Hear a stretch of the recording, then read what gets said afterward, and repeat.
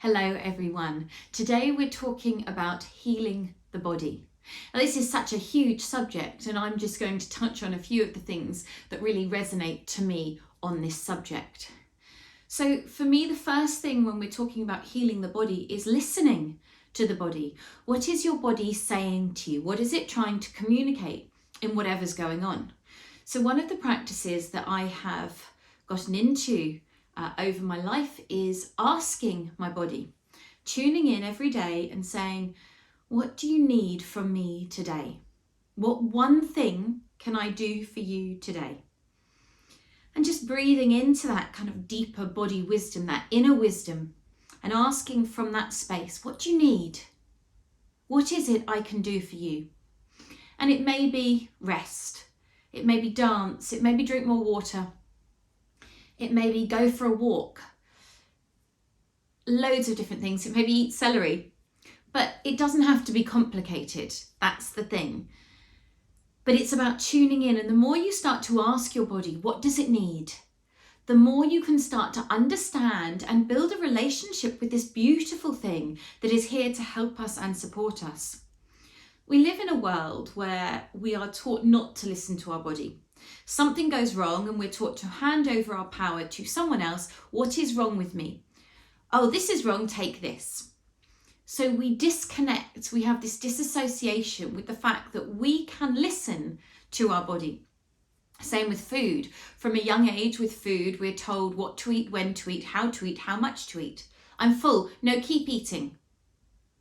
Now, obviously, when it comes to children, there needs to be a degree of regulation because we don't want them eating loads of junk food.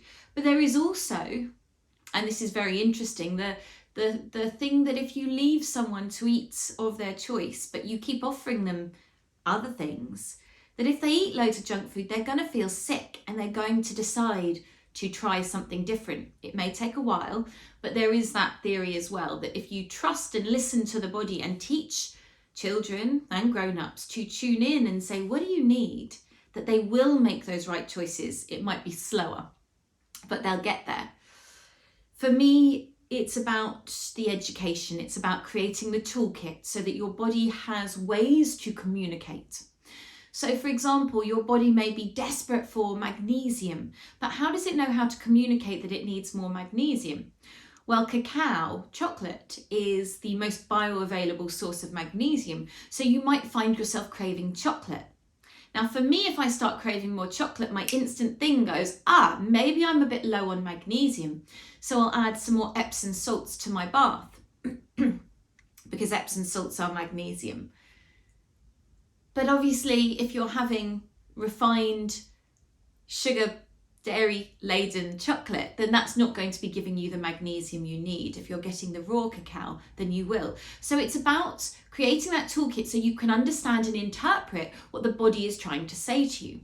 For example, if my sugar cravings increase, then for me, that's a signal of one of two things. I'm tired and need to rest, or that my gut bacteria is a bit out of whack and the bad bacteria is on the rise, craving that sugar.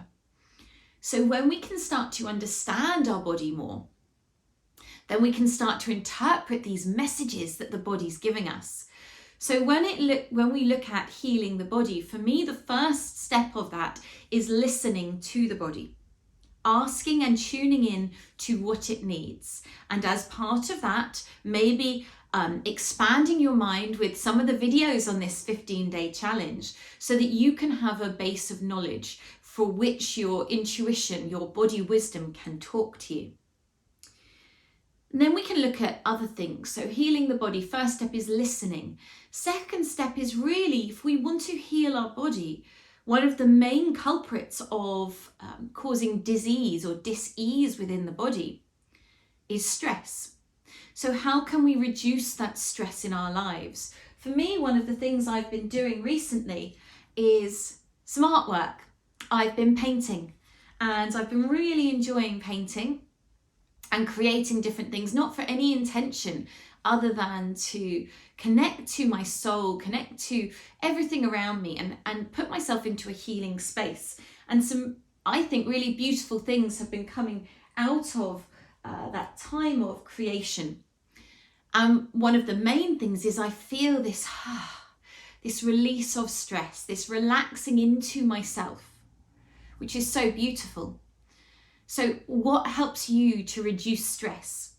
Is it going for a walk, being in nature? Is it doing some art with no purpose other than to connect? Is it dancing? Is it doing exercise? Is it meditating? Lots of different ways we can reduce stress. One of the things I love is a beautiful singing bowl. That amazing sound that we can get, that sound that vibrates through our being and can help to calm and settle us, can help to remove some of these stresses in our being. So looking at what reduces stress in your life. I had a lovely gong bath the other day, which was so beautiful, and that was a great stress reliever. So number one, tuning into your body wisdom, asking your body what it needs. Number two, looking at how you can reduce stress in your life, how you can allow your body to get into a relaxed state. Because when we allow us to get into that relaxed state, this is the best place for us to grow and for disease to fall away.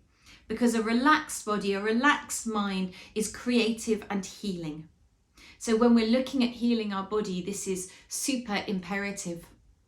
The third step is looking at our nutrition.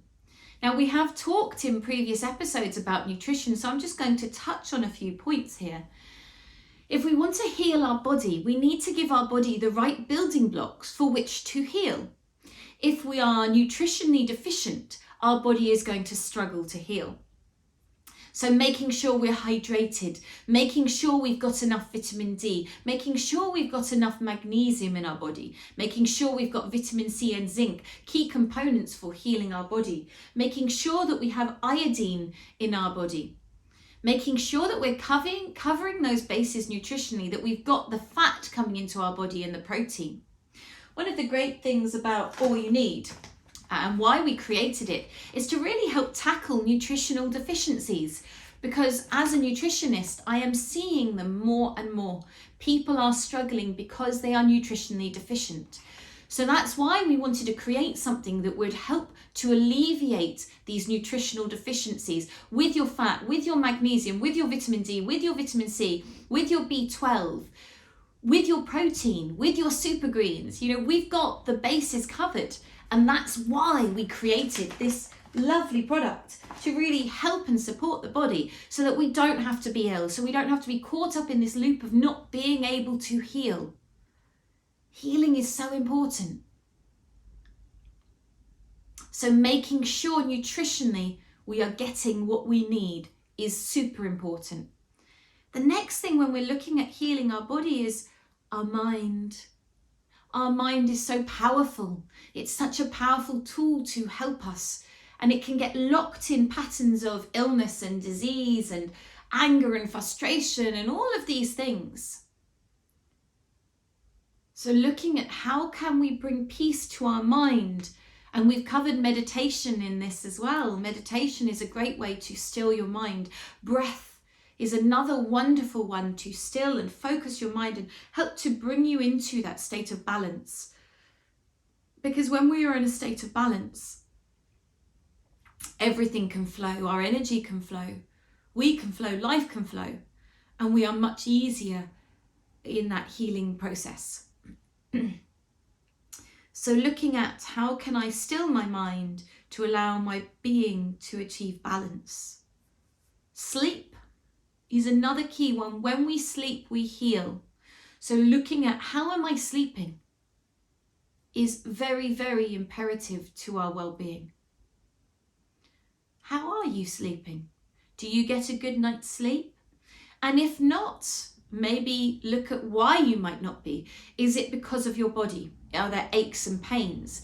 If so, you may want to bring in something like my Herbal Trinity, which is CBD and medicinal mushrooms, to help you to calm and reduce that inflammation before bed and sleep in a deeper way.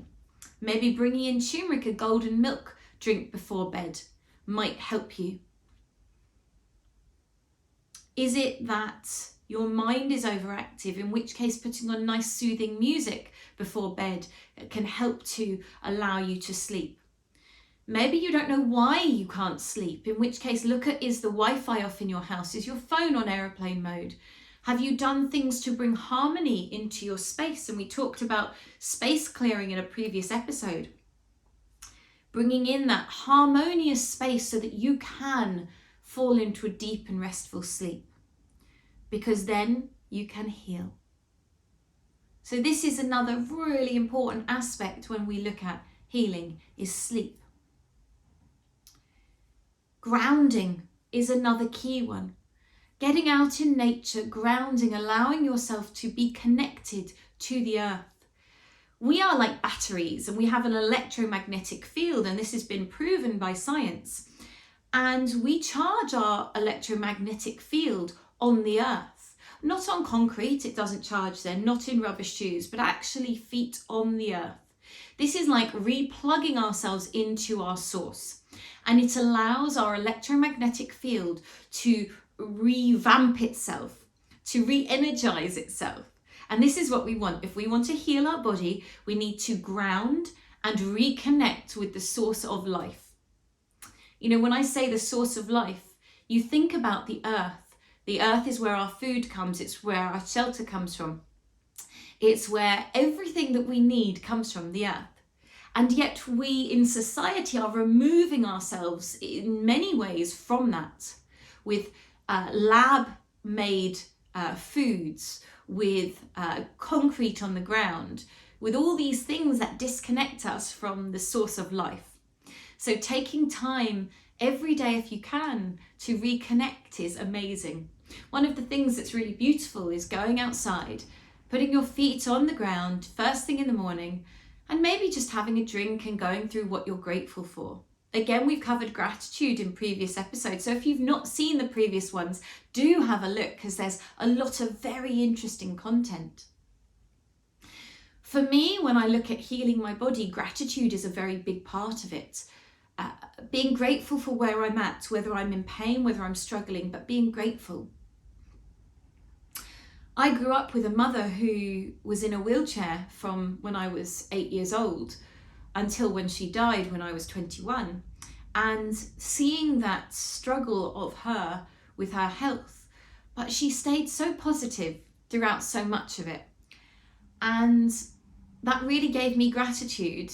It gives me gratitude for my health. As a child, I wasn't very well. I was quite a sickly child. Had pneumonia 3 times, a collapsed lung, chronic bronchitis and asthma. But part of my journey was in my 20s to heal myself. So I went on a deep healing journey. I studied crystal healing, I studied sound healing, I studied energy healing. And I brought all of these things into my body to heal what was going on. And I spent a lot of time, and I still do, on connecting with my body so I can be as strong as I can be. The other day I hurt my back, and it reminded me I used to have a very bad back. I used to suffer from chronic migraines, and I had a headache recently for a few days because of my back.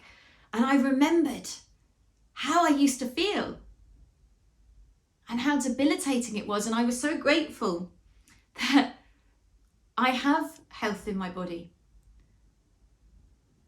But even with that pain, I was still very grateful for my body, because what it did, that pain, was it told me to rest, told me to be more still, to go within. And I did a bit more art, and I took time just to rest and to stop.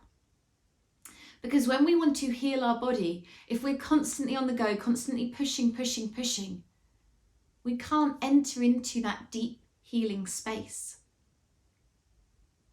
For me, another aspect of healing is affirmations.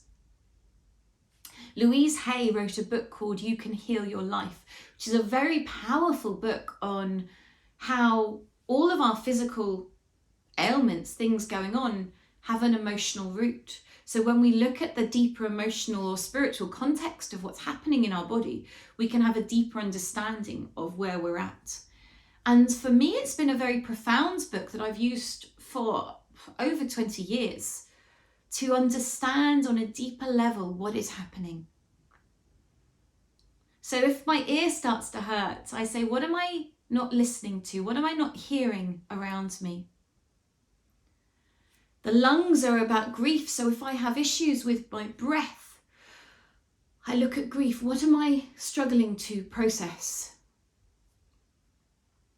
So check out that book, but with it comes affirmations, so that if something is going on, you can say the affirmation to help pull you out of that state. So the positive version of it. It's really important that we look at using positive words, not reinforcing the negative space that we're in. So if my eyes hurt, I usually sing, I can see clearly now the rain has gone.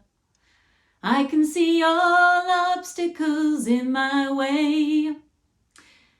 So for me, that then says I can see clearly now. I can see what's in front of me. I can see what's being presented. I can hear all of the things around me that I've maybe tuned out.